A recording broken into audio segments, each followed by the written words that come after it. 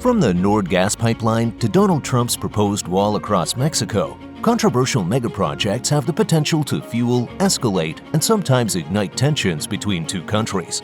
The Vistula Canal was a $500 million project built in Poland, which allowed Polish ships to bypass the neighboring Russian territory of Kaliningrad. Not only did Russia disapprove, they attempted to block its construction. As tensions skyrocketed between Russia and Europe during the 2022 invasion of Ukraine, it's interesting to note that Russia tried to block the canal's development long before this event even happened. So why did Russia try to block this canal? And does this canal help explain the geopolitical tensions we see today? Between Poland and Kaliningrad, you have the Vistula Lagoon. However, the only natural exit from the lagoon to the Baltic Sea is this strait, which is in Russian waters. So, for Polish ships to travel, they needed to enter Russian waters. Shipping routes are incredibly important to the world's economy. You probably recall in 2021 when the Ever Given container ship blocked the Suez Canal and brought world trade to a standstill. In fact, it's estimated that the 6-day disruption cost the world economy approximately $54 billion.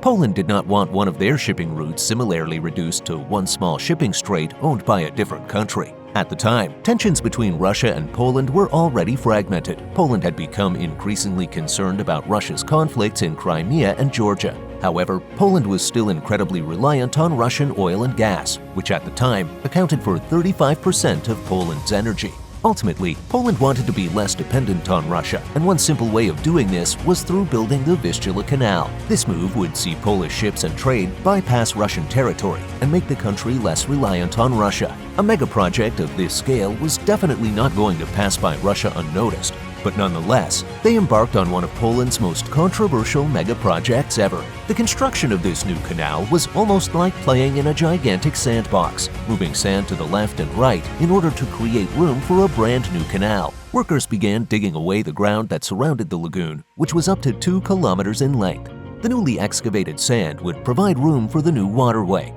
Facing one side of the lagoon was the Baltic Sea, and the new canal had to manage the unpredictable currents and tides coming from this direction. After being cleared, the remaining slopes were reinforced to stop erosion by topsoiling and using a synthetic material called geogrid. To shelter the canal from the tides of the Baltic Sea, a 270-meter-long breakwater was introduced.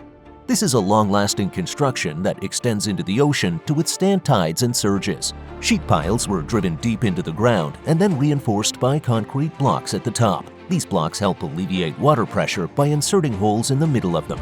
However, this breakwater could only do so much. The fact is that the different water levels in the lagoon and the sea would evoke major concern from captains sailing through. To help smoothen this transition, a sophisticated lock system was placed along the canal. There are 4 gates or locks weighing around 160 tons and move along through a system of ropes and rails. When a ship passes through, one lock will close and stop any water from exiting the chamber. The water level will then rise and meet the level of the other side. Then a second lock will be opened and the ship can pass through the other side. This allows a much smoother transition for the boat.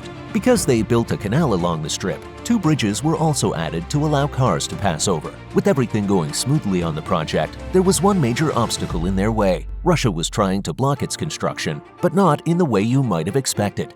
The Russian government tried to block the canal's construction on environmental concerns and felt that the project endangered marine life along the lagoon. This complaint was met with suspicion by the Polish government. While it was debated how much of Russia's concerns were genuine, there was some substance to these complaints. In fact, the Polish government also received complaints from the World Wildlife Fund, who were genuinely concerned about its environmental impact. During its construction, the leftover sand was piled up to create a new island specifically intended as a bird sanctuary. This 5-kilometer-wide island was first an empty ring, but over time, the transferred earth gradually filled it in, and eventually, birds started to nest there. Experts have said that the canal does risk environmental damage, but the damage is minimal. In Poland's defense, you could even argue that this strait is good for the environment. The canal cuts out a 100-kilometer detour for Polish boats, which drastically reduces their fuel consumption and carbon footprint. But this was not the only criticism of the project that came from Russia. Russian state media wrote at length about how this project was simply a waste of money.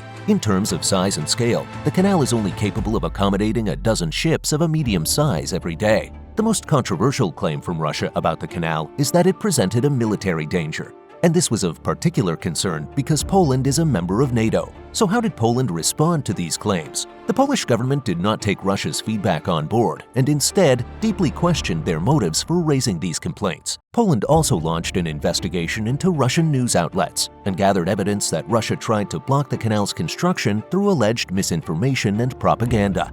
Poland's government spokesperson Stanislaw Zarin said Russia used procedural issues and political pressure on the European Commission to destabilize the investment. It also used disinformation and propaganda to undermine or ridicule the legitimacy of the investment. In response to the environmental concerns, the Polish politician Piotr Adamowicz said, "As for the Russian concerns about the environment, having drunk their tap water, I believe Kaliningrad has bigger ecological worries than a few fish." Nonetheless, the Polish government has since worked with the World Wildlife Fund on minimizing environmental damage. But could Russia also be right about it being a waste of money?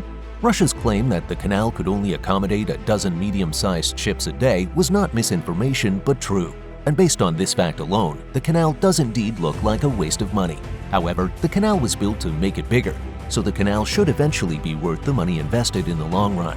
And of course, the 100-kilometer detour will make huge savings on fuel costs for the vessels passing through. Nonetheless, even Poland's own state audit office found this to be a waste of money and called it an uneconomical path to nowhere. Russia might have been disingenuous in their motives, but on some fronts, their criticisms could be considered valid.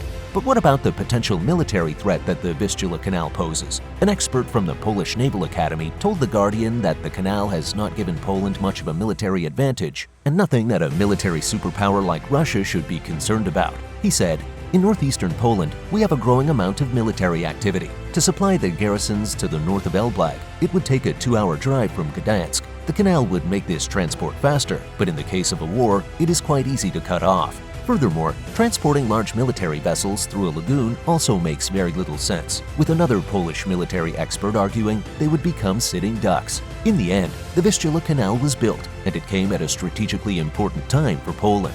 Despite commencing in 2019, the canal was finally completed in October 2022. By this stage, bypassing Russian territory suddenly became much more useful to Polish ships. Since Russia's invasion of Ukraine in February 2022, Poland has been obliged to cooperate with its western neighbors in imposing economic sanctions on Russia. This waterway conveniently helped Poland become a little less reliant on Russia. Ultimately, the Vistula Canal remains merely a footnote in the geopolitical tensions between Russia and Europe. However, the canal does show how megaprojects and global politics often go hand in hand. But the story doesn't end here. The Vistula Canal is just one example of how canals can shape the world.